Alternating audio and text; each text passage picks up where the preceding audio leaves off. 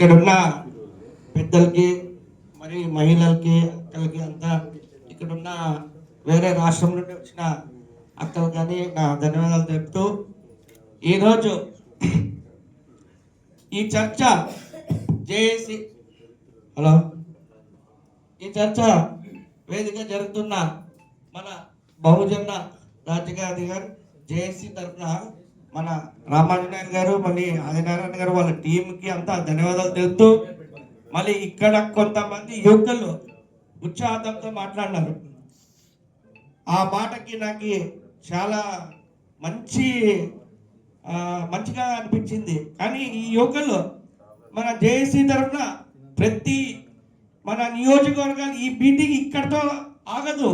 ఈ మీటింగ్ అనంతపూర్ జిల్లా మొత్తం ప్రతి నియోజకవర్గంలో రామాంజనేయులు అన్న ఆధ్వర్యంలో నేను సొంతంగా నా ఒక బలంతో నేను పెట్టిస్తాను అన్ని నియోజకవర్గాల్లో. ఇది ఇక్కడే కాదు, కర్నూలు, మళ్ళీ పక్కన సత్యసాయి బాబా, మళ్ళీ కడప, ఈ ఒక రాయలసీమ మొత్తం మనం అంతా జేఏసీ పార్టీ తరఫున పెట్టించి ఈ మీటింగ్లు చర్చలు జరిపించి మేధావులు ఏమనేది తెలిపించి మన అంతా అన్న పెద్దలు ఉన్నారు వాళ్ళకంతా నేను ఒకటే మాట చెప్తున్నాం. మేము మస్తానయ్య దర్గాలో మన రామాంజనన్న మరియు వాళ్ళ టీం వచ్చి ప్రమాణం చేసింది, మేము ఎవరికి లొంగము అని మన గుంతకల్ మస్తానయ్య దర్గాలో.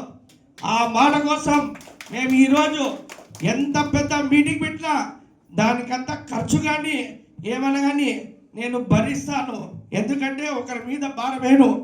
అందుకే నేను ఒక మాట చెప్తా, అందరూ కలిసండి, మేధావులంతా కలిసి ఈ అనంతపురం జిల్లాలో కాదు ప్రతి జిల్లాలో మేధావులు మీటింగ్ పెట్టించి వాళ్ళకి ఏమనేది నెక్స్ట్ 2029లో బుద్ధి చెప్పే వరకు మేము ఈ మీటింగ్లు పెడతానే ఉంటాము.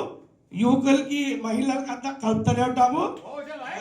ఈ మాట మాత్రం నేను మనస్ఫూర్తిగా చెప్తూ, నాకు ఒక హాస్పిటల్ కానీ కర్నూలులో ఉంది.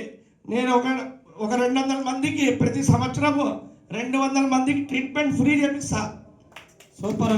అది నా ఒక మంచి భావన.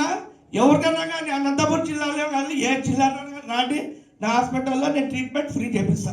అది మాట ఇచ్చినాను రామజన్నకి. థ్యాంక్ యూ అన్నగారు. ఆవేదనతో చాలా అద్భుతంగా మాట్లాడారు. దానికే ఈ అవకాశం ఇచ్చిన మన పెద్దలకి అందరికీ నేను ధన్యవాదాలు తెలుపుకుంటున్నా. థ్యాంక్ యూ అన్న.